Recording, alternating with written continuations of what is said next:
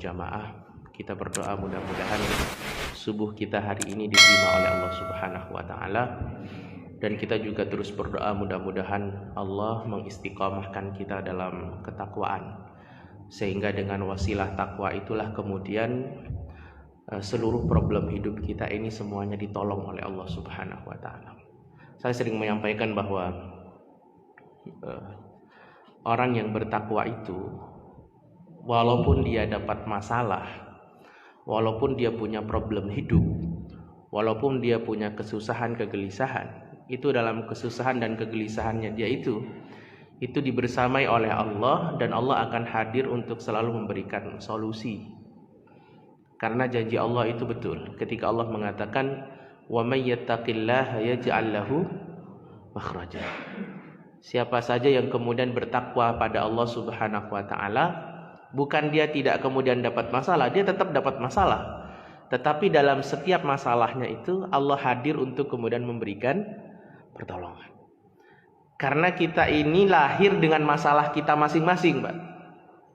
Saya punya masalah, Bapak Ibu juga punya masalah. Bahkan kita datang ke tempat ini juga dengan masalah kita masing-masing. Tapi orang yang bertakwa, dia mendapatkan satu tawaran menarik dari Allah Subhanahu wa taala, bahwa dalam setiap masalah dan problem hidupnya Allah janjikan makhraja.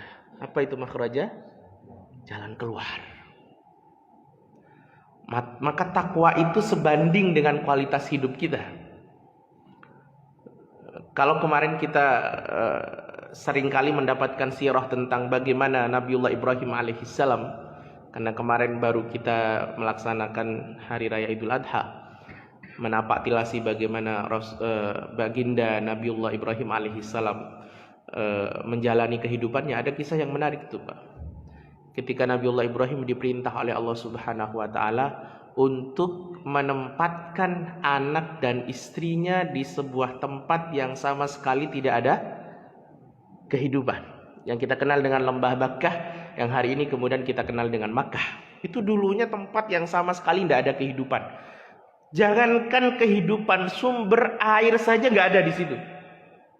Itu seperti cekungan, kalau kita ini kayak mangkok gitu, Pak. Itu Makkah itu ada di bawah. Mangkok itu kan gini bentuknya. Nah, itu Ibrahim diperintahkan oleh Allah untuk menempatkan anak sama istrinya di tempat itu. Yang kemudian nanti kalau kita belajar tentang bagaimana awal mula terjadinya kehidupan di lembah Bakkah ini, kemudian munculnya suku-suku Jurhum yang pada akhirnya nanti menjadi cikal bakal munculnya Quraisy, itu kita akan tahu bahwa di tempat itu memang tidak ada kehidupan sama sekali. Itu Ibrahim menempatkan anak istrinya di situ, habis itu Ibrahim pulang, Pak. Maka ada dialog yang menarik antara Bunda Hajar dengan Ibrahim ketika Ibrahim tiba-tiba meninggalkan mereka, dibekali dengan sekantung air sama makanan yang tidak terlalu banyak. Kata Bunda Hajar, ila aina tadhhab anta ya Ibrahim? Mau kemana kau suamiku? Apakah engkau akan meninggalkan kami di tempat yang sama sekali tidak ada kehidupan ini? Ibrahim tidak jawab, Pak. Ditanya kedua kalinya, ila aina tadhhab anta ya Ibrahim? Mau kemana engkau wahai suamiku? Lagi-lagi tidak jawab, bahkan tidak noleh sama sekali. Itu bahasa kita, kok bisa tega ninggalin istri sama anaknya di tempat yang sama sekali tidak ada kehidupan, ditanya tidak jawab, tidak noleh. Itu kalau bahasa orang awam, orang yang tidak beriman, dia akan mengatakan, kok bisa? Tapi ada kalimat menarik yang kemudian keluar dari Bunda Hajar ketika Bunda Hajar menyadari bahwa suaminya melakukan ini pasti karena Allah yang nyuruh. Maka Bunda Hajar mengatakan, Allahu amaraka bihada. Apakah Allah yang menyuruh engkau untuk berbuat seperti ini, meninggalkan kami di tempat ini? Itu baru Ibrahim noleh. Kata Ibrahim, balah. Iya, Allah yang menyuruhku untuk meninggalkanmu dan Ismail di tempat yang sama sekali tidak ada kehidupan ini. Waktu itu Ismail belum disapi, Pak. Berarti masih kecil sekali. Bahasa kita masih merah. Maka setelah mendengar bahwa itu diperintahkan oleh Allah, Bunda Hajar mengeluarkan kalimat yang menarik. Kata beliau, idzan la yudayyi'unallah. Kalau memang itu disuruh sama Allah Subhanahu wa taala, kau bisa pergi. Aku akan kembali ke tempat di mana engkau nurunkan kami. Aku yakin Allah tidak akan menelantarkan kami. Aku yakin Allah tidak akan menelantarkan kami. Walaupun perbekalan kami sedikit, walaupun ini berada di tempat yang sangat luar biasa baru, tidak ada kehidupan, dan bisa dibayangkan kalau malam betapa mencekamnya, betapa dinginnya dan lain sebagainya. Maka yang jemaah yang dirahmati Allah Subhanahu wa taala, ketika kemudian 1-2 hari sampai akhirnya bekalnya habis, itu kan kemudian Ismail mulai menangis luar biasa, menjerit karena dia kehausan. Kita tahu bahwa kemudian Bunda Hajar naik turun dari Safa dan Marwah. Itu kan sebuah problem hidup yang luar biasa. Kita bisa kemudian membayangkan bagaimana pergulatan hati seorang istri yang ditinggalkan dengan kondisi seperti itu. Tapi rupanya ketika wirawiri itu naik turun dari Safa Marwah itu, jemaah yang dirahmati Allah, Allah berikan makhrajah. Allah berikan jalan keluar dari kegelisahan Bunda Hajar dengan mengeluarkan sumber air Zam-Zam itu. Jadi setiap kita punya masalah. Tapi ketika kita bertakwa, yakin seyakin-yakinnya Allah hadir dalam setiap masalah-masalah kita. Seperti contoh ya, ada di masa Khalifah Abu Ja'far Al-Mansur itu seorang ulama namanya Hatim Al-Asam. Saya sering menceritakan ini. Hatim Al-Asam ini jemaah yang dirahmati Allah seorang ulama besar. Dan salah satu cita-cita besarnya adalah dia ingin berangkat haji sebelum meninggal. Maka setiap hari dia nabung, Mbak. Sampai ketika tabungannya cukup, dia kemudian bulan haji sudah hampir mendekat. Apa yang kemudian dia lakukan? Ada satu kekhawatiran yang kemudian membuat dia itu maju mundur mau berangkat haji. Kata Hatim, ini tabungan saya sudah cukup, ongkos untuk naik haji sudah cukup. Tapi kalau saya naik haji sekarang, ini bekal buat keluarga gak cukup. Bekal buat keluarga yang ditinggalkan gak cukup. Kalau haji sekarang kan bisa furoda 2 minggu bisa balik. Kalau dulu itu perjalanan sudah lama, pulang juga sudah lama, di Makkah juga masih lama. Artinya berbulan-bulan dia harus meninggalkan keluarganya, sementara bekal untuk keluarganya sendiri masih belum ada. Maka kemudian Hatim berbicara, berdiskusi dengan keluarganya. Kata Hatim, ini gimana pendapat kalian? Saya mau berangkat haji, ongkosnya sudah ada, tapi saya tidak punya dana yang cukup untuk kemudian membekali kalian selama saya meninggalkan kalian. Hampir sebagian keluarganya mengatakan bahwa jangan pergi, karena keluarga perlu diurus, ya kan? Jangan pergi dulu. Cukupkan dulu tabungannya, cukupkan dulu bekal keluarganya, baru kemudian pergi. Tapi ada yang menarik jemaah yang dirahmati Allah. Hatim ini punya anak banyak, Pak. Ada salah satu anaknya perempuan, umurnya masih 10 tahun. Dia bilang begini sama Hatim itu, sama ayahnya itu, ya, ayah ini seorang pemberi rizki atau pemakan rizki? Apa jawaban coba? Pemakan rizki. Ayah nak pemakan rizki. Kalau ayah pemakan rizki, ayah berangkat. Tunaikan perintah Allah Subhanahu wa ta'ala. Belum tentu tahun depan ayah masih hidup. Berangkat. Oh, itu anak masih kecil, bicaranya begitu. Itu semua keluarganya hampir semua menentang. Tapi kata dia, kalau ayah bukan pemberi rizki, tapi ayah pemakan rizki, selama ayah gak ada, pemberi rizki akan mencukupi kami. Berangkat jemaah yang dirahmati Allah. Memang kadang, Pak, kalau dipikir logis, mestinya enggak. Tapi kalau kita berpikirnya dengan iman, dengan keyakinan yang kuat, wa may yattaqillaha yaj'al lahu makhraja, Allah mesti punya cara. Maka jemaah yang dirahmati Allah, apa yang terjadi? Setelah berangkat, beberapa hari setelah itu memang betul bekal di rumahnya habis. Yang tersisa hanya air saja, Pak. Tinggal air. Apa yang bisa diinikan dengan air? Sementara keluarganya banyak. Tapi Allah kemudian menguji mereka dengan keyakinan itu. Bahkan sampai di titik itu anak yang tadi mengusulkan untuk ayahnya berangkat itu disalahkan luar biasa. Ini gara-gara kamu nih. kita akhirnya menderita. Disitulah iman itu diuji, cuma yang dirahmati Allah. Kita itu kalau percaya dengan kalimat Allah juga pasti diuji. Tapi Allah kemudian turun tangan dengan membuat skenario yang luar biasa. Rupanya di hari di mana mereka tidak punya makanan, yang tersisa hanya air, bersamaan dengan itu, tepat di hari itu, Abu Ja'far Al-Mansur, pemimpin mereka, Amirul Mukminin waktu itu datang ke desa mereka dalam rangka untuk mengetahui bagaimana kondisi rakyat di desa itu. Dan persis ketika mereka, khalifah ini dan semua prajuritnya yang membersamai beliau ini berada persis di depan rumah Hatim Al-Asam, Allah turunkan rasa haus kepada mereka sementara mereka sama sekali tidak membawa perbekalan air. Dan yang tersisa di dalam rumah itu apa? Air.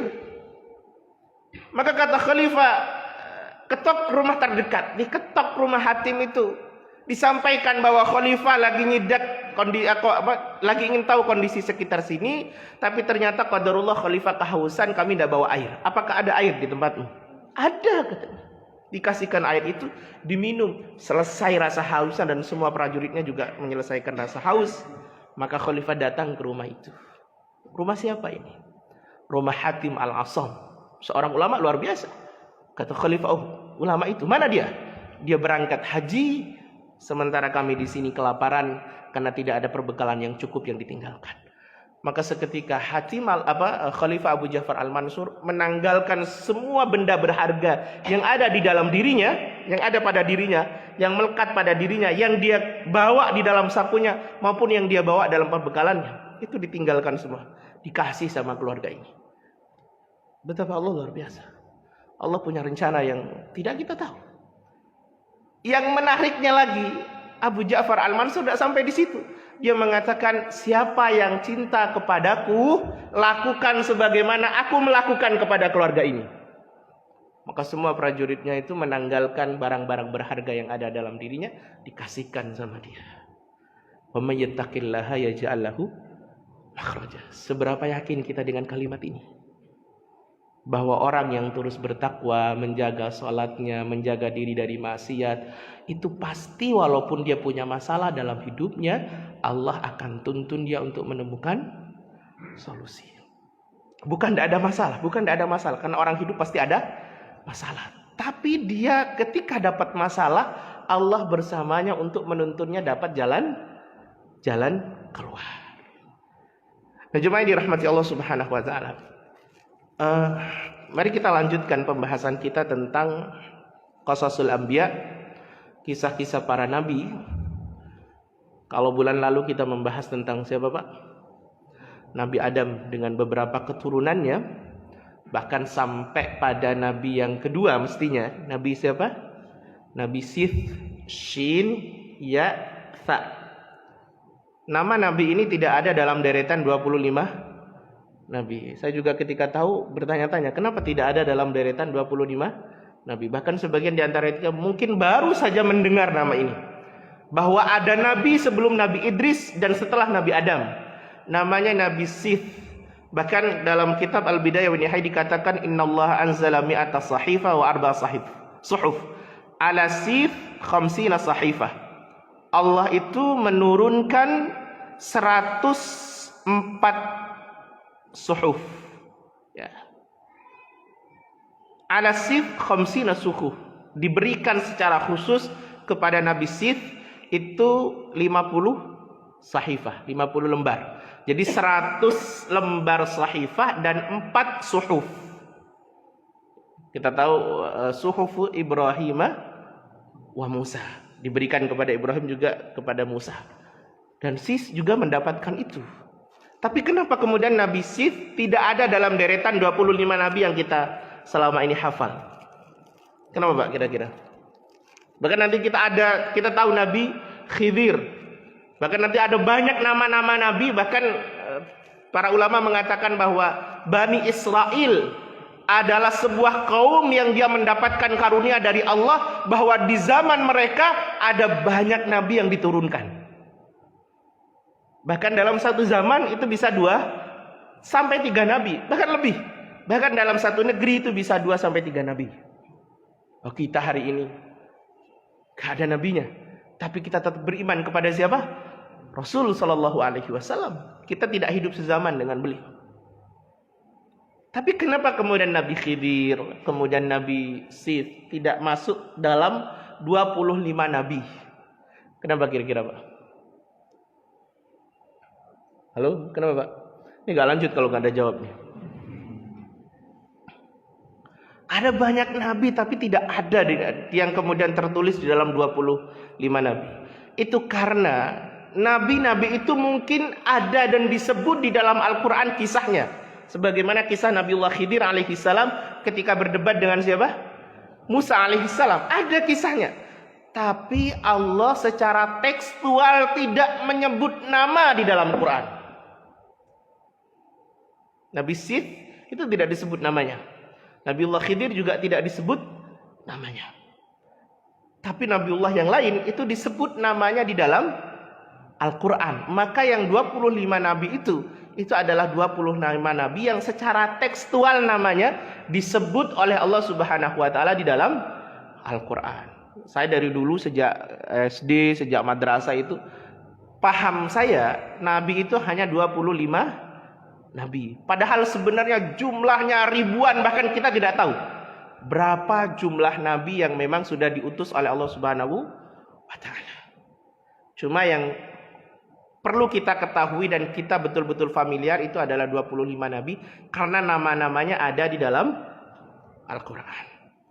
Nah, jemaah yang dirahmati Allah Subhanahu wa taala, setelah Nabiullah Sith, maka kemudian Allah Subhanahu wa taala 6 generasi setelah Nabiullah Sith itu 5 generasi setelah Nabiullah Sith Allah mengutus satu nabi lagi namanya Nabiullah Idris alaihissalam.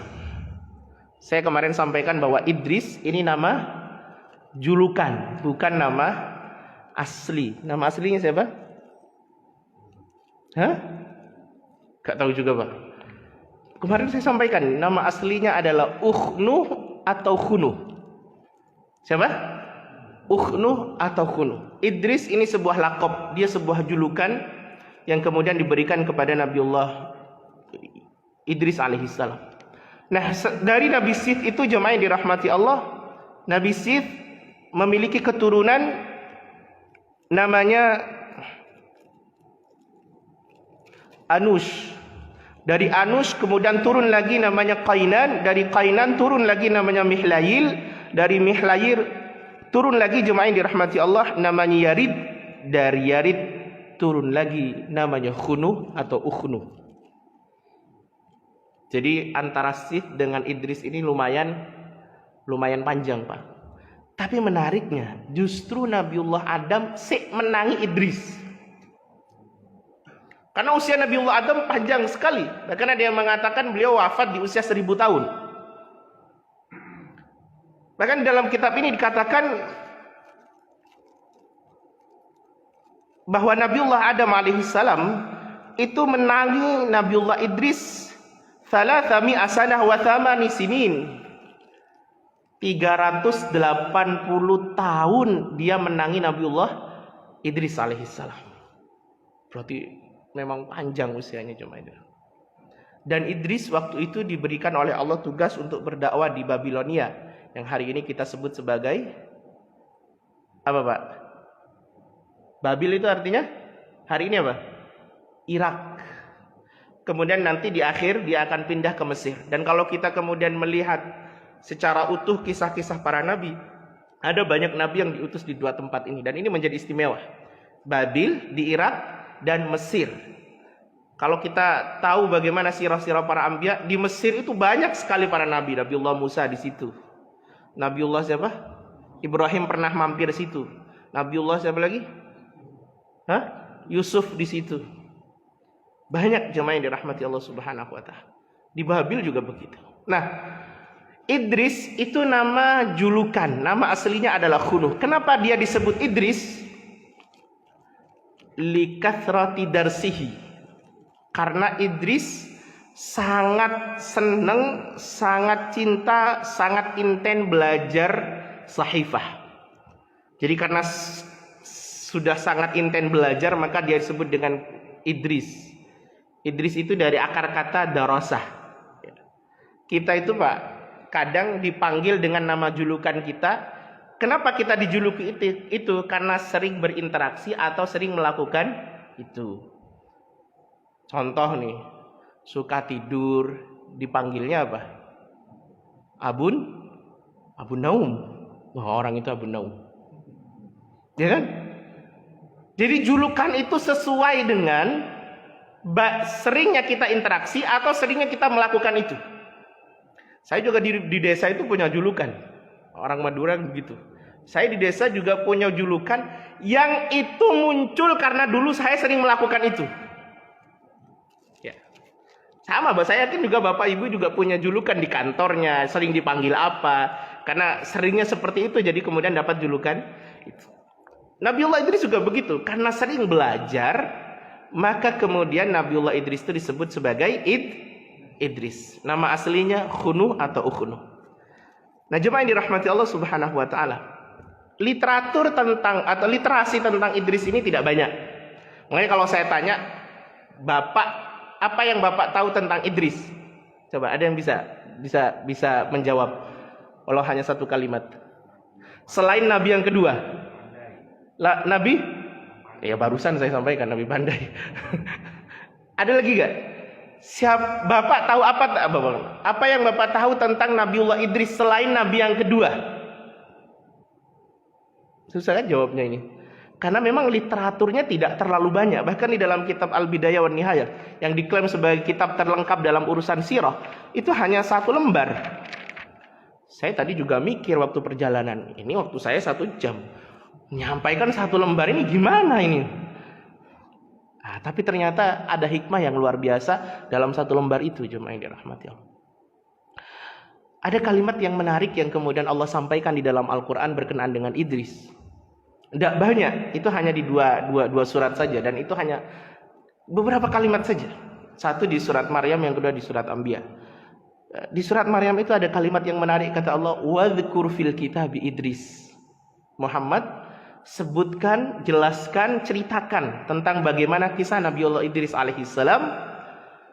Innahu kana siddiqan nabiyah.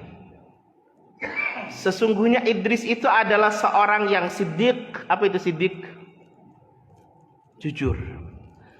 Kenapa kalimat jujur itu diwakili dalam bahasa Arab dengan kalimat siddiq?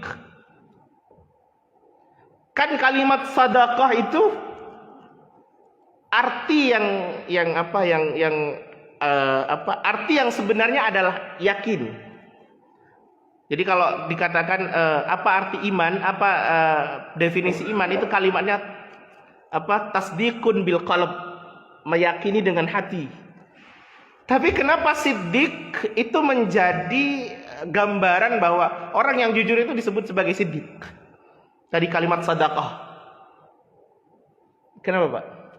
Kenapa Abu Bakar digelari siddiq? Orang yang yakin. Karena orang yang jujur pasti dia yakin bahwa Allah itu melihat setiap kalimat, mendengar setiap kalimatnya, mengetahui setiap kalimat dan perbuatannya. Jadi siddiq, orang yang siddiq pasti dia iman. Orang yang dusta imannya kabur, Pak. Jadi kalau kita sedang jujur, itu berarti kita sedang meyakini bahwa apa yang kita katakan ini didengar oleh Allah Subhanahu wa taala. Allah tahu. Tapi saat kita berdusta, itu iman kita lagi kabur, jemaah yang dirahmati Allah. Lagi lari. Saat itu kita tidak sedang beriman, tidak sedang yakin bahwa Allah mendengarnya. Maka kita kemudian berdusta. Karena kita gak yakin Allah melihat kita, Allah mendengar kita, Allah mengetahui kita. Maka ada kalimat Rasul, kata Rasul, orang yang sedang mencuri, itu saat dia mencuri, imannya sedang tidak ada dalam dirinya. Karena waktu itu dia tidak yakin bahwa Allah melihatnya. Orang yang sedang berzina, saat dia berzina, imannya sedang tidak ada dalam dirinya. Karena dia waktu itu tidak yakin bahwa Allah sedang melihat. Kapan iman itu kembali lagi? Saat dia bertaubat. Iman itu kemudian kembali lagi. Maka Siddiq itu cerminan dari orang yang yakin bahwa setiap amal perbuatannya itu dilihat, maka dia kemudian keluar kalimat yang benar, yang jujur, tulus. Maka Ibrahim itu luar biasa. Abu Bakar As-Siddiq itu luar biasa. Ketika waktu itu Rasul berbicara tentang aku dinaikkan, diperjalankan oleh Allah dari Makkah ke mana? Ke Palestina, kemudian dinaikkan, dimi'rajkan sampai di Sidratil Muntaha dalam waktu tidak lebih dari 1 malam. Itu kan ini menjadi salah satu kesempatan bagi orang-orang Quraisy waktu itu untuk kemudian meyakinkan kepada banyak orang bahwa Muhammad ini sudah gila. Kenapa? Kami tahu perjalanan dari Mekah ke Palestina itu butuh waktu berjam-jam, berhari-hari. Lah dia bilang dia dalam 1 malam bisa selesai. Bahkan katanya dia dinaikkan ke Sidratil Muntaha, ke arsy Tuhannya. Lah dia ini kemudian gila. Bahkan Abu Jahal waktu itu berbisik kepada Abu Bakar. Ini yang kemudian Abu Bakar mendapat gelar Siddiq. Abu Jahal itu berbisik kepada Abu Bakar. Kata Abu Jahal, "Ya Abu Bakar, wahai Abu Bakar, ini sahabatmu sedang berbicara, dia menyampaikan bahwa dia diperjalankan dari Mekah ke Palestina, kemudian dinaikkan ke Sidratil Muntaha. Sekarang kan terbukti bahwa saudaramu ini, temanmu ini, sahabatmu ini memang betul-betul berbohong, berdusta atas apa yang kemudian dia sampaikan selama ini."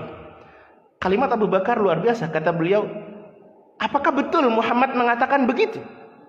Abu Jahal, betul. Dia pikir Abu Bakar akan mendukung Abu Jahal. Kalau memang dia mengatakan begitu, maka aku percaya. Itu tiba-tiba Abu Jahal langsung down, Pak.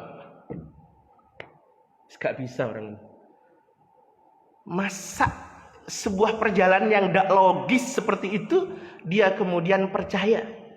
Karena yang mengatakannya siapa? Muhammad. Maka memang urusan agama ini tidak selalu tentang logika, tidak selalu. Walaupun logika itu diperlukan, tapi sekali waktu memang urusannya murni karena iman. Murni karena kita yakin bahwa Allah bisa melakukan itu. Nah, kalimat yang kedua ini panjang nih, wa rafa'nahu makanan 'aliyya. Dan kami angkat Nabiullah Idris alaihissalam itu pada derajat yang tinggi, pada tempat yang tinggi. Satu hari Ibnu Abbas pernah bertanya kepada Ka'ab tentang bagaimana tafsir dari kalimat wa rafa'nahu makanan 'aliyya dan Allah mengangkat Nabiullah Idris pada tempat yang tinggi ketika Allah menceritakan tentang Nabiullah Idris. Kata Ka'ab begini,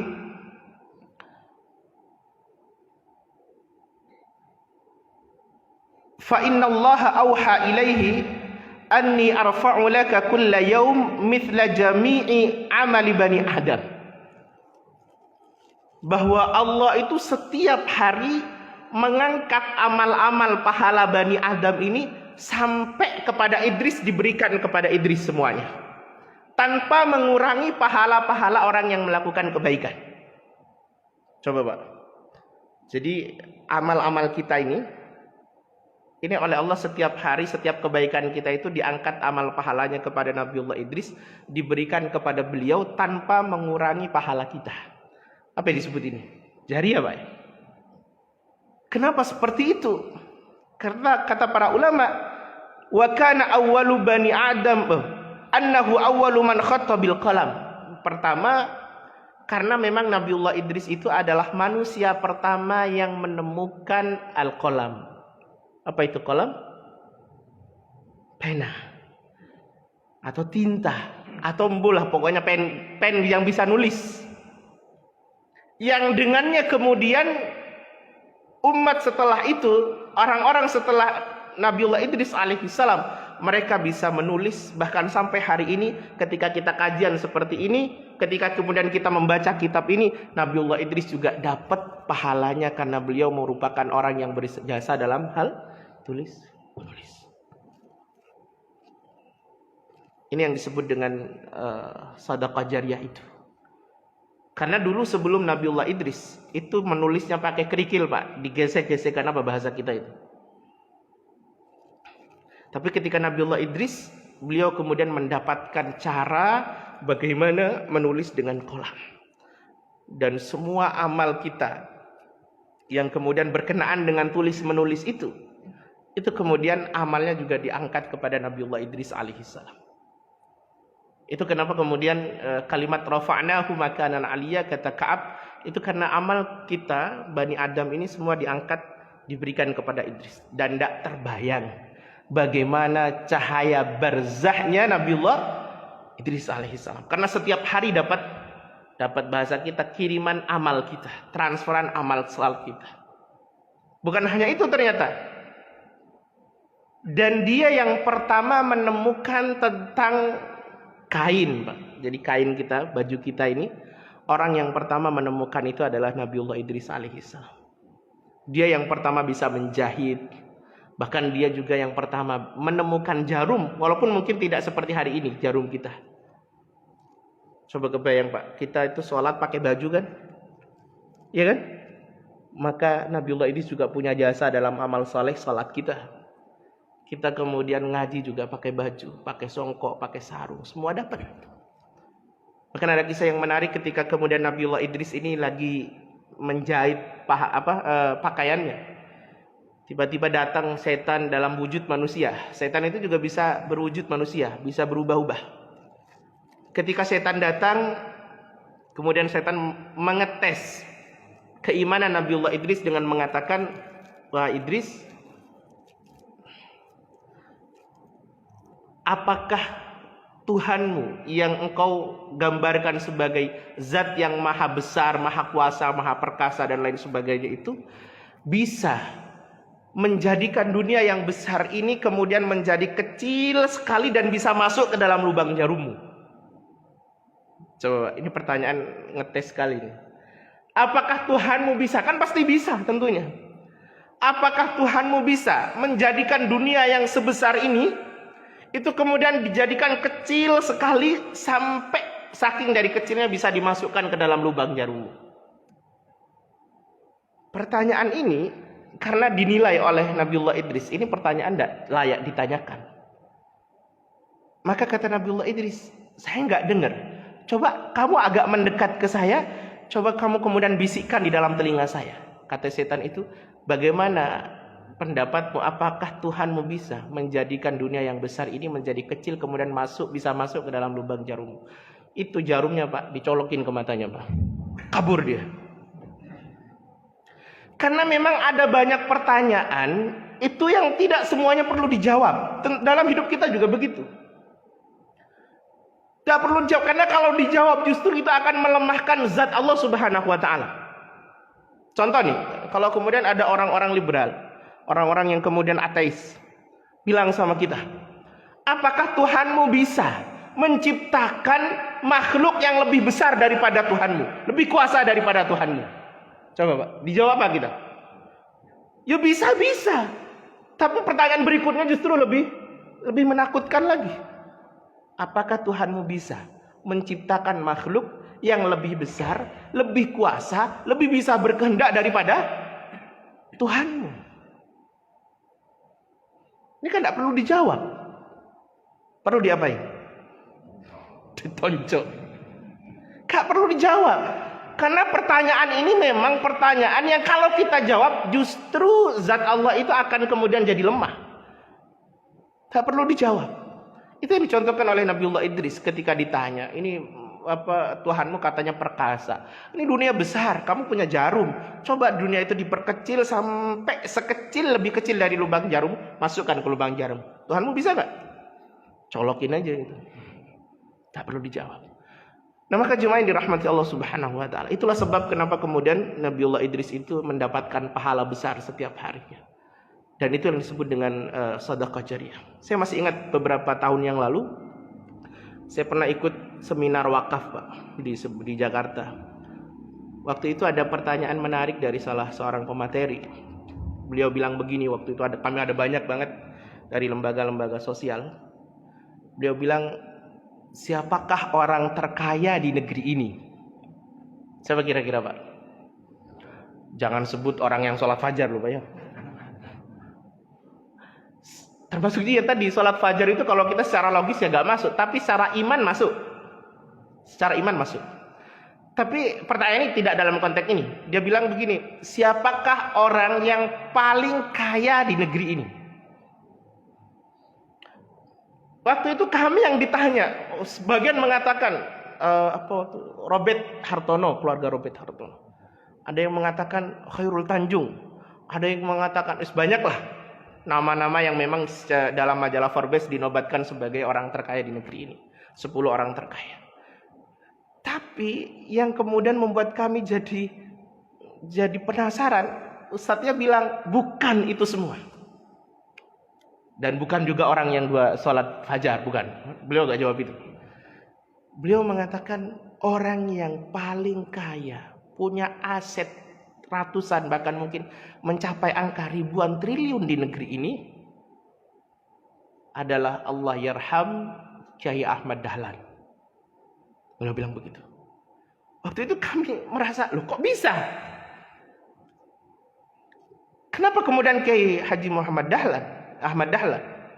Beliau mengatakan bahwa Kiai aset Muhammadiyah, ini saya bukan orang Muhammadiyah, saya juga tidak sedang men-endorse Muhammadiyah. Saya bicara tentang sebuah bukti betapa kemudian amal sedekah jariyah ini luar biasa. Beliau mengatakan bahwa aset Muhammadiyah itu ratusan triliun. Itu yang kemudian ada pada 9.100 kalau nggak salah lembaga pendidikan yang kemudian mereka kelola. Dan itu tersebar di seluruh Indonesia. Ada pada hampir 1.000 lembaga kesehatan, mulai dari yang paling kecil sampai yang paling besar, yang juga tersebar di berbagai macam kota. Ada pada ribuan masjid yang mereka kelola. Ada pada jutaan hektar tanah yang mereka kelola. Yang itu kalau dihitung-hitung menjadi orang yang paling kaya di negeri ini. Kenapa almarhum Kiai Haji Ahmad Dahlan menjadi orang paling terkaya?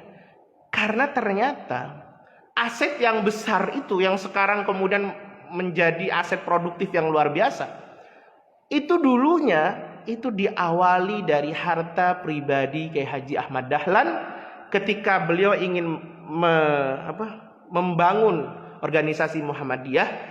Beliau wakafkan harta-harta perabot-perabot rumahnya, dijual, diwakafkan untuk mendirikan organisasi ini. Sehingga ketika organisasi ini berkembang dan sekarang menjadi luar biasa, asetnya luar biasa triliunan, itu mau nggak mau Kiai Haji Ahmad Dahlan juga dapat kan, juga dapat pahalanya. Yang setiap hari orang yang kemudian sholat di Masjid Muhammadiyah, masjid yang dikelola oleh organisasi Muhammadiyah, beliau dapat pahalanya. Setiap hari anak-anak belajar di lembaga-lembaga pendidikan juga beliau dapat pahalanya. Setiap hari orang kemudian dapat pertolongan di rumah-rumah sakitnya juga beliau dapat pahalanya. Maka layak dong beliau kemudian disebut sebagai orang terkaya walaupun sebenarnya beliau sudah meninggal. Tapi aset produktifnya, sedekah jariyahnya terus berkembang. Dan tidak tahu sampai kapan. Maka sedekah jariyah luar biasa. Sedekah jariyah luar biasa. Dan itu yang kemudian menyebabkan Nabiullah Idris alaihissalam itu mendapatkan makanan aliyah, tempat yang tinggi di sisi Allah Subhanahu wa taala. Nah, jemaah yang dirahmati Allah Subhanahu wa taala, karena informasi ini kepada Nabiullah Idris bahwa dia mendapatkan pahala yang banyak sekali, kemudian Nabiullah Idris mengatakan, Nabiullah Idris punya mukjizat. Beliau ini punya sahabat Khalil. Khalil itu sahabat kesayangan, yaitu malaikat, Pak. Jadi temanannya sama malaikat. Menarik ini, temanannya sama malaikat. Dan malaikat ini terus dia mendampingi Nabiullah Idris alaihissalam. Nah, ketika kabar bahwa beliau dapat pahala setiap hari, diangkat pahala manusia kemudian dikasihkan kepada beliau, beliau kemudian bilang sama siapa? sahabatnya ini. Aku diwahyukan oleh Allah bahwa aku mendapatkan ini dan begini. Coba dong, kata Nabiullah Idris, coba dong sampaikan sama malaikat pencabut nyawa, malaikat maut. Kamu kan sama-sama malaikat. Sampaikan sama malaikat pencabut maut bahwa malakul maut bahwa aku menginginkan umur yang panjang sehingga aku bisa berbuat baik lebih banyak lagi. Jadi meminta umur panjang itu boleh, Pak, asal memang untuk berbuat baik. Maka kalimat kita Allahumma barik fi umrina. Semoga Allah memberkahi umur kita. Bukan hanya sekedar panjang, tapi juga barokah. Karena kalau nggak barokah mending pendek. Karena menyusahkan kita nanti. Hisabnya akan sangat lama, kemudian siksanya juga akan sangat lama. Tapi kalau panjang barokah, itu kemudian membuat kita jadi lebih punya banyak kesempatan dapat pahala. Idris begitu. Coba sampaikan kepada malaikat maut bahwa aku menginginkan agar umurku dipanjangkan sehingga aku bisa beramal salih lebih banyak. Kata temannya, kata khalilnya, dia mengatakan, kalau bisa, kenapa tidak engkau sendiri yang kemudian menyampaikan kepada malaikat maut? Loh, gimana caranya? Malaikat mautnya ada di atas. Yes, kamu naik di punggungku. Fahamalahu baina janahaihi hatta sa'ida bihi ila sama. Kamu naik di sayapku, di punggungku, kau tak bawa ke atas. Maka naik, jemaah yang dirahmati Allah. Maka malaikat itu memang besar, punya sayap. Konon dalam sebuah riwayat 600-an. Itu naik ke atas sampai falamma kana fis sama'i rabi'ah talaqahu malakul maut munhadira. Sampai di langit keempat bertemulah malaikat tadi yang membawa Nabiullah Ibrahim dengan siapa? Malaikat maut. Malaikat maut juga baru turun dari atas. Gambarannya seperti itu, ilustrasinya. Fakallama malakal maut fil ladzi kallamahu fihi Idris. Maka Khalil tadi, malaikat tadi nyampaikan kepada malaikat maut bagaimana hajatnya Nabiullah Idris. Bahwa Idris diberikan wahyu begini-begini, dia ingin umurnya dipanjangkan, wahai malaikat maut. Faqala wa aina Idris? Loh, kamu bicara tentang Idris, mana Idris? Kenapa dia gak nyampaikan sendiri? Qala huwa dha ala dhahri. Idris lagi di punggungku. Coba bayangkan, Pak. Idris tuh dia mirip-mirip seperti Rasul Shallallahu Alaihi Wasallam. Bahkan dua nabi yang diberi kesempatan untuk bisa mengunjungi surga dan neraka itu adalah Nabiullah Idris dan Rasul Shallallahu Alaihi Wasallam. Rasul ketika Mi'raj diberi izin. Idris ketika diangkat ke langit keempat nanti ujungnya itu juga diberi izin. Selesai ini, Pak. Belum, ya? Wa aina Idris? Ini menarik sekali. Di mana Idris? Wa ala dhahri. Dia ada di punggungku. Faqala malakul maut fal ajab. Kata dia. Kata malakul maut, menakjubkan sekali ini. Bu'ithu wa qila ikbit ruha Idris sama'i rabi'ah. Loh, aku itu baru saja menghadap kepada Allah, dapat perintah dari Allah bahwa aku disuruh nyabut nyawa Idris di langit keempat. Aku bilang sama Allah, qala faja'altu aqulu kaifa aqbidu ruhahu fis sama'i rabi'ah wa fil ard. Lu bagaimana ya Allah, bagaimana aku bisa mencabut nyawa Idris di langit keempat sementara dia ada di bumi? Dilalah kok kamu yang kemudian bawa Idris ke langit keempat. Ini luar biasa nih, Pak. Allah ngendikan, bahasa kita, merintahkan malaikat maut untuk mencabut nyawa Idris di langit yang keempat. Kata malaikat maut, gimana aku bisa mencabut manusia yang ada di bumi di langit yang keempat? Tapi aku manut aja. Turun-turun tiba-tiba ketemu kamu bawa siapa? Idris. Dan ini langit yang keempat. Ini persis ini. Makanya kita ini jemaah yang dirahmati Allah memang hidup mendatangi takdir. Jadi kita ini mendatangi takdir. Allah yang sudah mentakdirkan kita, itu pada akhirnya kita akan sampai pada takdir itu dengan cara Allah Subhanahu wa Ta'ala. Ini kan dua malaikat tidak janjian, Pak. Tidak. Ini memang alami mereka bertemu. Dan sesuai dengan hajatnya siapa? Hajatnya Allah Subhanahu wa Ta'ala. Bahwa Idris punya kepentingan untuk minta umur panjang, sementara Allah punya kepentingan untuk mencabut nyawa Idris. Dan ternyata hajatnya Allah yang kemudian dilakukan. Maka kita itu selama ini berjalan sesuai dengan takdir kita, menemui takdir kita. Cuma yang perlu kita pahami bahwa orang itu tidak akan pernah sampai pada mautnya sebelum memang Allah mentakdirkan dia sampai di mautnya.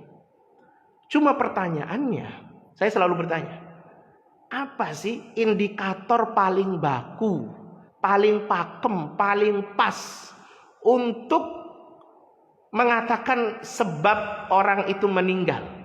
Apa kira-kira? Sakit. Sakit apa? Hah? Enggak, belum tentu. Sakit bukan sebuah indikator. Contoh sakit apa ya? Liver katakanlah. Kenapa dia meninggal? Sakit liver, Ustaz. Loh, banyak loh. Orang sakit liver itu dah mati. Kenapa dia meninggal? Covid, Ustaz. Loh, banyak juga orang Covid juga dah mati. Loh, kenapa dia meninggal? Tabrakan, Ustaz. Loh, ada banyak orang tabrakan loh masih bisa hidup. Indikator paling pas untuk ngukur orang ini waktunya meninggal atau enggak bukan sakit, bukan kecelakaan, bukan apapun, hanya satu. Apa itu? Hah?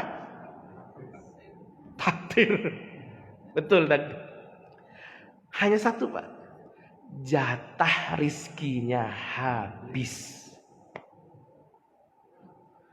Jadi kalau ada orang meninggal itu berarti jatah rizkinya habis. Sudah di situ saja. Walaupun uang di rekeningnya itu masih miliaran, tapi rizkinya habis. Orang kalau sudah rizkinya habis, maka dia sudah tidak lagi punya kesempatan untuk hidup.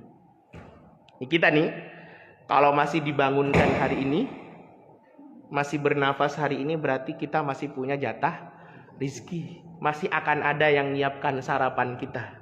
Masih akan ada yang nyiapkan makan siang kita. Itu, Pak. Ini keyakinan yang perlu kita pahami betul-betul. Bahwa orang meninggal itu bukan karena sakit, bukan karena kemudian kecelakaan. Tapi yang paling pas untuk ngukur orang meninggal itu jatah rizkinya habis. Walaupun di rekeningnya ada miliaran. Itu bukan rizki dia. Itu bukan rizki dia. Terus rizki siapa, Ustaz? Bisa jadi rizki ahli warisnya.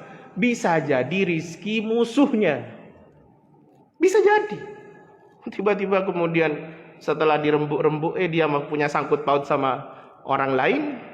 Dan kemudian dimasukkan ke pengadilan, ternyata musuhnya yang menang, ya selesai. Itu jadi rizki orang lain. Bahkan selama ini kita yang kemudian memahami bahwa gaji kita itu adalah rizki kita, itu tidak semuanya betul.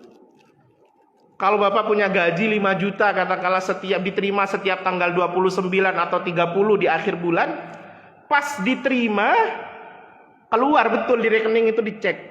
Oh iya, sudah masuk. Pulang ke rumah, bannya bocor. Tidak punya uang, diambillah uang itu. 100.000. Berarti 100.000 itu bukan rizkinya Bapak. Itu rizkinya tukang tembel ban tadi itu. Yang dititipkan sama Bapak. Iya. Itu rizkinya tukang tembel ban tadi itu. Dititipkan sama Bapak. Itu bukan rizki kita. Sama kalau kemudian kita dapat duit katakan 100 juta. Wah, alhamdulillah rizkiku 100 juta. Enggak murni benar. Tiba-tiba malamnya sakit, Pak. Kambuh dia. Datang ke rumah sakit, disuntik, bunyi 50 juta. Ini 50 juta bukan rizki dia. Itu rizkinya dokter tadi, dititipkan sama dia. Jadi gitu. Jadi memahami rizki itu perlu kemudian utuh. Maka ya Rasul mengatakan bahwa rizki kita itu cuma 3. 1, apa yang kita makan sampai jadi kotoran, itu rezeki kita. Nih, walaupun ini nih Bapak siapkan buat saya, ini belum tentu rezeki saya. Kalau saya tidak minum, ya bukan rezeki saya. Walaupun disiapkan buat saya. Kalau saya minum, baru itu dinamakan rezeki saya. Ada banyak makanan di rumah prasmanan. Itu tidak semua jadi rezeki kita, ya kan? Kita ambil beberapa, yang kita ambil dan kita makan, itu masih rezeki kita. Walaupun kita ambil, ternyata dicukok lagi sama temennya di piringnya. Itu juga bukan rezeki kita. Itu rezeki orang. Itu yang pertama. Yang kedua, apa yang kita pakai sampai lusuh, Pak. Sekarang kan musim, ibu-ibu 12, 13. Gak ada ya 13 ya. 10 gitu. Beli baju 5 katakanlah atau 10 digantung di rumahnya. Itu belum tentu semuanya itu rezeki kita. Tahu-tahu ada tamu, ada keluarga, kok kayaknya cocok, diambil dikasih kamu. Itu rezeki dia, dititipkan sama kita. Itu rezeki dia. Makanya ada kalimat menarik dari malaikat Jibril ketika beliau berbisik kepada baginda Rasul. Kata malaikat Jibril, sampaikan kepada umatmu bahwa mereka tidak akan meninggal sampai jatah rezeki mereka habis. Maka naiflah, kata malaikat Jibril, maka naiflah, celakalah orang yang setiap hari pontang-panting, setiap hari sibuk terus sampai dia lupa dengan kewajibannya pada Allah, lupa sama sholatnya, lupa sama zikirnya, lupa sama keluarganya. Sementara yang dia cari rizki yang sudah ditentukan sama Allah Subhanahu wa Ta'ala, yang gak bakalan kurang, gak bakalan lebih. Bapak boleh lembur bagus, asal tetap ingat sholat, ingat kewajiban sama Allah. Berikhtiar bekerja sekuat tenaga bagus, asal tetap ingat sama Allah. Yang naif yang dimaksud dengan kalimatnya Nabi malaikat Jibril itu adalah kita bekerja udah setiap hari sampai lupa segalanya, yang ingat hanya dolar, apalagi Pak, real, apalagi rupiah, apa? Yen. Sementara yang kita kemudian cari itu rizki yang sudah ditentukan, yang kalau makan juga nggak bakalan semuanya bisa dimakan. Maka menarik ini kalimatnya, dialog antara dua malaikat ini, bahwa malaikat temannya Nabiullah Idris itu membawa Nabiullah Idris ke langit keempat, kemudian temannya malaikat maut itu bertemu di langit keempat, dan seketika dicabutlah kemudian nyawanya siapa? Idris alaihissalam. Ada yang mengatakan bahwa Idris itu dicabut di langit keempat, ada yang mengatakan di langit keenam, ada yang mengatakan juga persis sebagaimana Isa alaihissalam. Tidak mati, tapi dia diangkat ke atas. Terakhir jemaah yang dirahmati Allah Subhanahu wa Ta'ala, setelah dicabut, rupanya jemaah yang dirahmati Allah, ketika dicabut nyawanya Idris ini oleh malaikat maut, itu dicabut dengan keadaan lemah lembut, Pak. Jadi pelan-pelan, apa istilahnya ya, biar gak kerasa. Tapi Allah memiliki kehendak agar kemudian Idris ini merasakan bagaimana sakitnya dicabut nyawa itu. Dicabut oleh malaikat maut, kemudian dikembalikan ruhnya lagi. Kemudian ditanyakan oleh malaikat maut, bagaimana kau merasakan sakitnya saat sakaratul maut? Itu jemaah yang dirahmati Allah, jawaban Idris membuat kita ini luar biasa, mencengangkan. Kalimat Nabiullah Idris alaihissalam, sakitnya sakaratul maut itu mirip-mirip, bahkan lebih sakit dibandingkan kulitku ini diiris-iris 1000 pedang. Dan ini juga disampaikan oleh baginda Rasul sallallahu alaihi wasallam. Jadi kalau orang sakaratul maut itu sakit sekali, Pak. Lantas kenapa kemudian ada orang sakaratul maut kok malah senyum? Seperti tidak merasakan sakit. Begini itu, Pak. Ketika orang sakaratul maut, di saat itu nazar itu sudah ada di kerongkongannya, itu dia kemudian melihat ada yang datang. Imma itu malaikat yang baik, yang performanya bagus, menyenangkan, membahagiakan. Imma malaikat yang performanya menakutkan. hitam legam, luar biasa lah.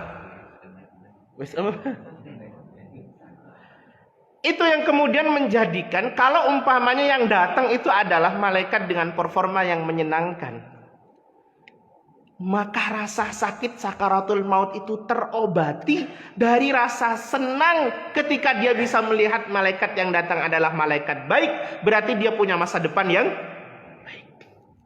Rasa senang itulah yang kemudian cukup menjadi obat, cukup untuk kemudian mengurangi rasa sakit saat sakaratul.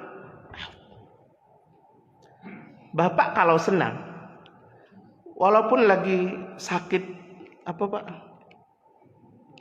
kira-kira? Lagi sakit gigi, kalau senang itu seperti terobati. Walaupun nanti kalau udah gak senang lagi, sakit lagi. Ya kan?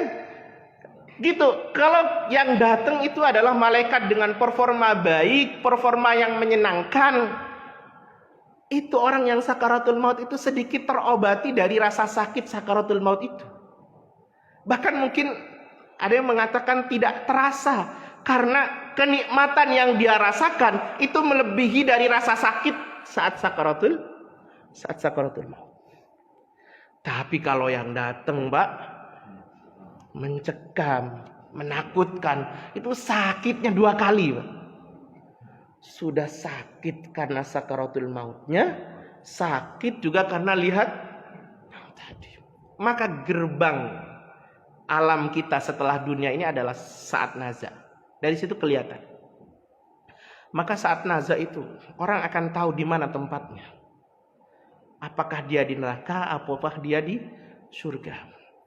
Kalau nazanya luar biasa, dia orang salih, dia orang punya amal yang istimewa, kemudian dia nazak tersenyum, itu bisa kemudian ditafsirkan bahwa yang datang itu adalah malaikat dengan performa yang luar biasa menyenangkan.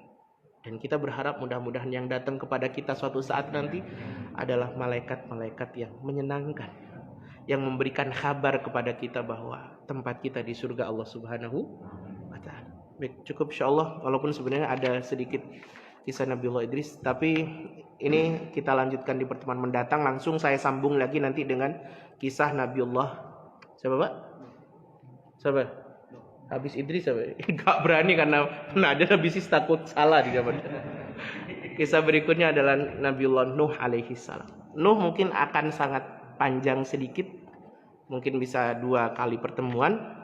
Tapi insya Allah mudah-mudahan kita diberikan oleh Allah keberkahan, keistiqomahan sehingga bisa tetap berhadir di majelis-majelis ilmu. Subhanakallahumma wa bihamdika asyhadu an la ilaha illa anta astaghfiruka wa atubu ilaik. Mohon maaf apabila ada kesalahan.